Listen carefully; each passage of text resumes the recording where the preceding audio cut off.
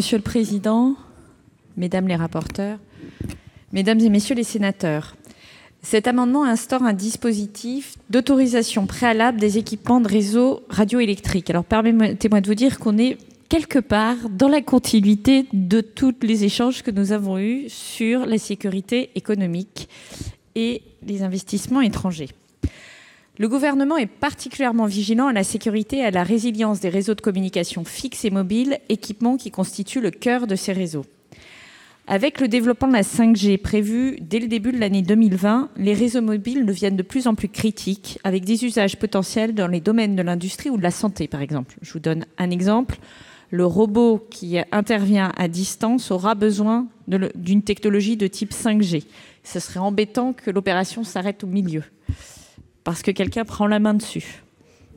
Ou la voiture autonome, par exemple. Ou une industrie 4.0 équipée en 4.0.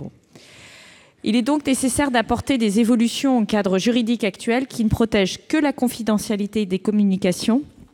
C'est le secret des correspondances. Donc on est dans une disposition qui est ancienne, un peu fragile au regard de l'importance de ce qu'on regarde, et n'est donc pas adaptée à l'ensemble des enjeux de sécurité nationale, notamment les risques potentiels de sabotage de ces réseaux. Cet amendement propose donc de soumettre à autorisation préalable du Premier ministre l'exploitation d'équipements actifs des antennes mobiles pour les opérateurs télécoms qui sont opérateurs d'importance vitale, les OIV. Il a fait l'objet d'un avis positif de l'Autorité de régulation des communications électroniques et des postes, l'ARCEP, et a été élaboré avec les opérateurs télécoms concernés.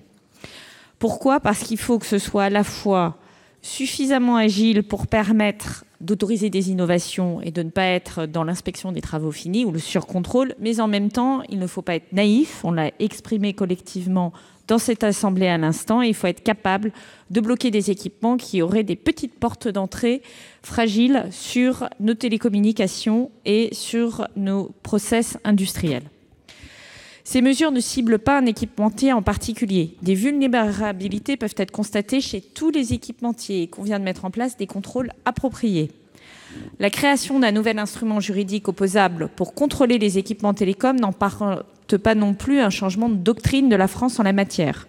Nous créons simplement les leviers nécessaires pour contrôler efficacement les équipements de réseau et nous donnons la capacité à faire évoluer nos modalités d'action en fonction des évolutions technologiques. Fondamentalement, on est entraîné par la montée en puissance des équipements technologiques et le fait que ces équipements rentrent plus profondément dans l'ensemble des processus auxquels nous faisons face à titre individuel et industriel.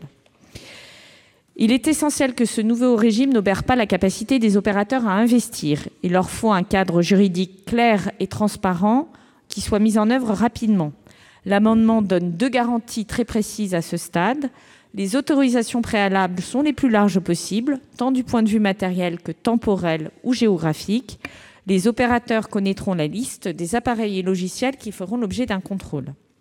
Le gouvernement est évidemment prêt à poursuivre les travaux et, si nécessaire, faire évoluer certains éléments du dispositif dans le cadre des travaux de la commission mixte paritaire.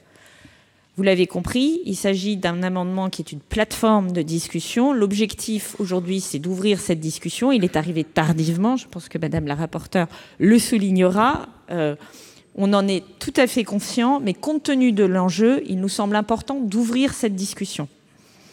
Et nous n'avons pas tant de textes législatifs dans les prochains jours qui permettent d'ouvrir cette discussion. Or, la technologie, elle avance et elle ne nous attend pas, et elle n'attend pas la discussion parlementaire, malheureusement.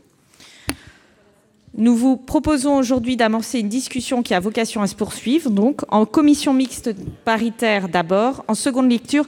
Sur la 5G, vous avez déjà des travaux de bac à sable et des expérimentations qui sont en cours. Je le précise aussi, peut-être pour que ce soit bien partagé par tous.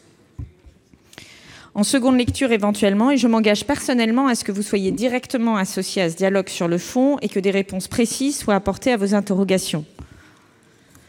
L'absence d'adoption d'un tel amendement par la Haute Assemblée aurait des conséquences pour le moins paradoxales. D'une part, cela retarderait l'entrée en vigueur d'un dispositif qui me paraît essentiel par rapport à vos préoccupations de sécurité nationale. Et d'autre part, cela entretiendrait une incertitude pour les investissements de nos opérateurs, dans l'attente de l'adoption d'un dispositif juridique.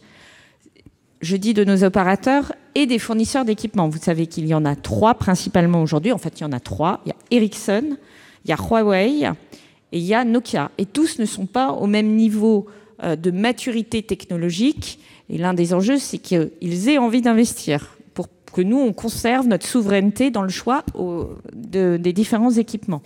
Et le plus français d'entre eux, si j'ose, qui est Nokia, qui a ses laboratoires 5G en France, n'est pas nécessairement celui qui a la plus grande force de frappe en matière d'investissement aujourd'hui et de R&D. Et donc, la question peut se poser de où il met l'emphase sur ces investissements s'il n'a pas une connaissance des dispositifs.